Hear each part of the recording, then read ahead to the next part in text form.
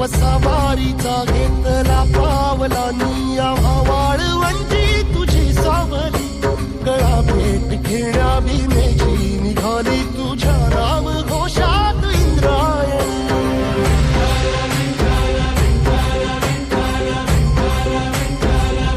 भिडे आसमंती ध्वजा वैष्णवांची उभी पंढरी आज नानावली तुझे नाव ओठी तुझे रूप ध्यानी जीवाला तुझी आस गा लागली जरी बाप साऱ्या जगाचा परी